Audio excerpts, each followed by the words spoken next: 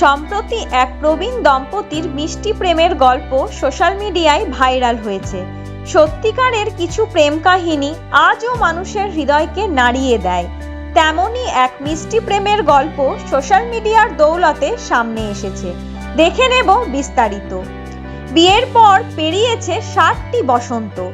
শারীরিক সমস্যার কারণে অন্যান্য বারের মতো বিবাহবার্ষিকী পালন করা সম্ভব হয়নি, কিন্তু তা বলে নিজেদের বিশেষ এই দিনে ভালোবাসার মানুষকে উপহার দিতে ভোলেননি বয়স্ক এই মানুষটি।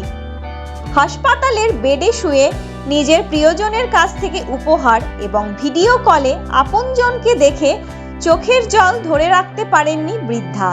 হাসপাতালে কেক কেটে বিবাহবার্ষিকীর বিশেষ মুহূর্ত উদযাপন করেন তিনি।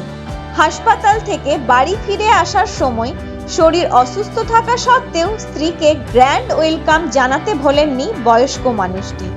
তাদের মিষ্টি প্রেমের গল্প সোশ্যাল মিডিয়া ব্যবহারকারীদের হৃদয় জয় করেছে। ভিডিওটিতে প্রচুর ভিউজের পাশাপাশি অনেক মানুষের চোখে জল এনেছে।